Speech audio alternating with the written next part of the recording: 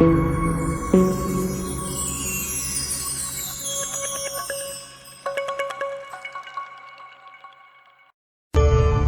कर रहा हूं मैं? दर्पण में देख रहा हूं। आप लोग भी प्रतिदिन देखते होंगे, परंतु प्रतिदिन अपना मुख देखने के बाद भी उस पर लिखी एक बड़ी सीख देखना भूल जाते हैं। अब आप कहेंगे कैसी सीख? तो जाइए, एक बार फिर से दर्पण के सामने जाइए और मुख खोलकर देखिए, क्या दिखेगा? दंत पंक्ति और जीभा, है ना? अब विचार कीजिए, दंत जन्म के पश्चात आते, एक नहीं 2 बार आते, परंतु मृत्यु से पूर्व नष्ट हो जाते हैं। और जीभा जन्म पहले से होती है, परंतु मनुष्य के मृत्यु के पश्चात भी उसके अस्तित्व में रहती है ना आश्चर्य की बात?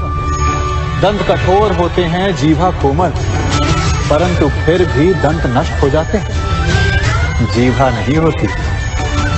यही रहस्य है कि हठी और कठोर लोग शीघ्र नष्ट होते हैं और कोमल लचीले आवश्यकता के अनुसार स्वयं में परिवर्तन ला सकने में सक्षम लोगों का ही अस्तित्व रहता है। अर्थात परिस्थितियों के अनुसार स्वयं को लचीला बनाना सीखिए और आपका जीवन सरल हो जाएगा।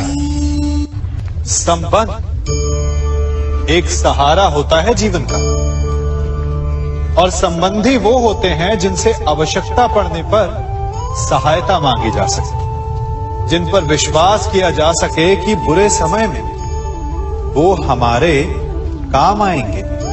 कभी ऐसा भी हुआ होगा कि आपके पास कोई सहायता मांगने आया, या ऐसा भी हो सकता है कि आप किसी के पास सहायता मांगने गए हैं, परंतु प्रश्न ये उठता है कि क्या केवल किसी के मंतव्य में उसकी सहायता इसीलिए कर देनी चाहिए क्योंकि वो आपका संबंधी है?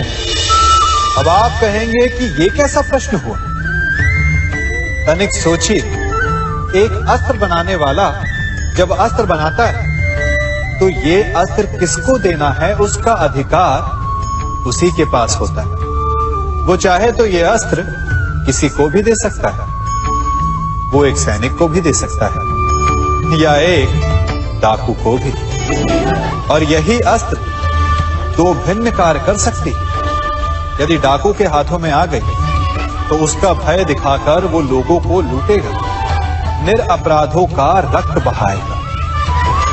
सहायता करने वाले की भी अवस्था ऐसी ही होती है। इसलिए किसी की सहायता करने से पूर्व ये विचार कर लेना आवश्यक है कि किसे क्या, कब और कितनी सहायता देनी चाहिए कि उसका दुरुपयोग ना हो। यदि आपकी सहायता से कोई अधर्म हुआ तो उसके उत्तरदायी आप ही होंगे।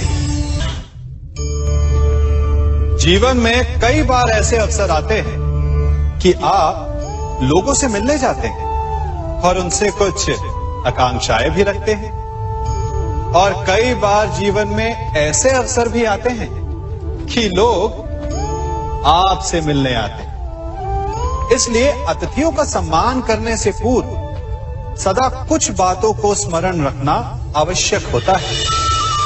यदि कोई आपके पास मिलने आता है तो उसके 3 कारण हो सकते हैं। पहला कारण होता है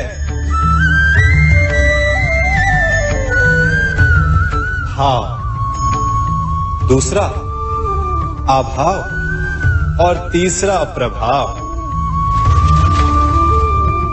तो जैसा अतिथि उसको वैसा ही सम्मान दे।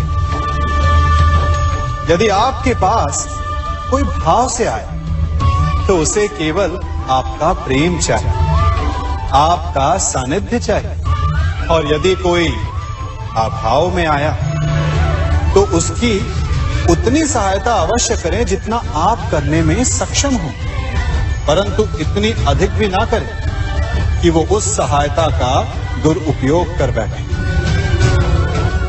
और यदि कोई प्रभाव में आया तो स्वयं पर अभिमान ना करें, क्योंकि कभी ना कभी जीवन में आप भी भाव, अभाव और प्रभाव के चक्रव्यूह में फंस सकते हैं।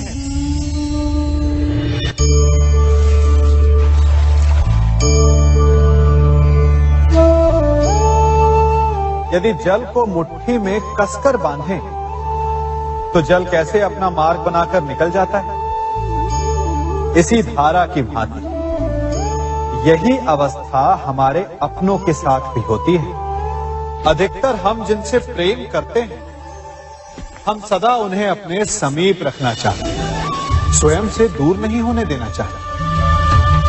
चिंता करते हैं, भय खाते हैं कि कहीं उनके साथ या उनसे कुछ बुरा घटित ना हो जाए, और ऐसे में हमारे अपने ही हमसे दूर हो जाते हैं, ठीक मुट्ठी में बंधे जल की भांति। इसलिए जिनसे आप प्रेम करते हैं उन्हें स्वतंत्र कर दीजिए, उनकी सोच को स्वतंत्र बनने दीजिए, उन्हें अपने मार्ग स्वयं ढूंढने दीजिए, क्योंकि आप सदा उनके साथ उन्हें मार्ग दिखाने के लिए नहीं रहने वाले। इसलिए अपनों के साथ अवश्य रहें, परंतु उन्हें बांधे नहीं।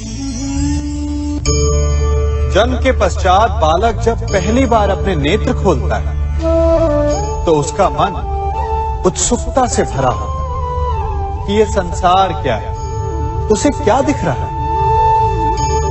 ये उसके जीवन का नया आरंभ होता है। परंतु जैसे हम धीरे धीरे बड़े होने लगते हैं, अनुभव अर्जित करते हैं, हमारे मन की उत्सुकता, हमारे जीवन का चाव होने लगता है। तनिक सोचिए, जब हम सुबह सोकर जगते हैं, अपनी आंखें खोलते हैं, तो उसे ही हम अपने जीवन का प्रारंभ समझ लें तो सुबह से लेकर संध्या तक के समय को ही अपने जीवन जीने का समय समझ लें तो कितनी स्फूर्ति आ जाएगी। आप कितने काम कर पाएंगे, कितने लक्ष्य अर्जित कर पाएंगे। फलों से मिलकर घड़ी बनती, घड़ी से मिलकर प्रहर, प्रहर से मिलकर दिन बनते हैं, और दिनों से माह और वर्ष। यदि आप अपना हर पल, हर प्रहर विश्वास से जिए, हर दिन उत्साह से जिए, तो आपका संपूर्ण जीवन सार्थक हो सकता है। मनुष्य अपना जीवन विश्वास पर जीता है, परंतु विश्वास किसका? तनिक सोचिए, किस पर विश्वास है आपको? महापुरुषों की कही बातों पर, ग्रंथों में लिखे ज्ञान पर, माता पिता की सीख पर, या मित्रों के दिए गए निर्देशों पर, या फिर मेरी कही बातों पर? ये सब विश्वास अपूर्ण है जब तक आपको स्वयं पर विश्वास ना हो। यदि विश्वास करना है तो पहले अविश्वास करने के विज्ञान को भी सीखना चाहिए। आप किसी की बातों पर विश्वास न करें, आप अपने मन से पूछें, अपनी अंतर आत्मा से प्रश्न करें, और जो उत्तर मिलेगा वही सबसे उचित होगा। जब आप अपने मन, अपनी अंतर आत्मा पर विश्वास करना सीख जाएंगे तो नीति ज्ञान सब आपके भीतर से स्वतः उमड़ेगा। और यदि आप स्वयं पर ही विश्वास ना कर पाए तो धर्म ग्रंथों में लिखे श्लोक, महापुरुषों की वाणी, माता पिता की सीख या मित्रों का निर्देश कोई भी लाभ नहीं दे पाए। एक पिता होने के नाते आप अपनी संतान के लिए क्या करते हैं? उसके लिए बहुत सारी सुविधाएं जुटाते, बहुत सारा धन कमाते हैं ना? और क्या आपको ऐसा लगता है कि यही उचित है आपकी संतान के लिए? इस पंछी को देख रहे हैं, ये भी संतान को जन्म देता है, उन्हें पालता है, पोसता है, उड़ना सिखाता है और भोजन का प्रबंध भी करना सिखाता है।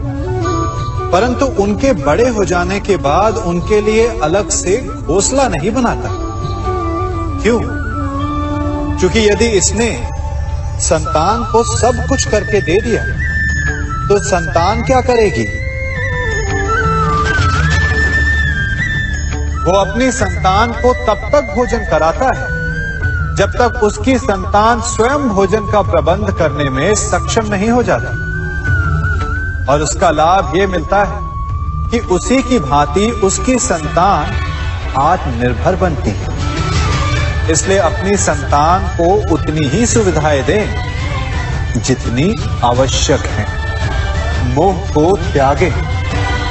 आपका उनसे मोह उन्हें कभी आत्मनिर्भर नहीं बनने देगा। अपनी संतान को कर्म करना सिखाइए। यदि आपकी संतान कर्म करना सीख गई तो वो धन स्वयं कमा लेगी, और यदि वो आलसी अकर्मण्य बन बैठे तो आपके संचित धन का भी नाश कर देगी। संसार में सबसे बड़ा संबंध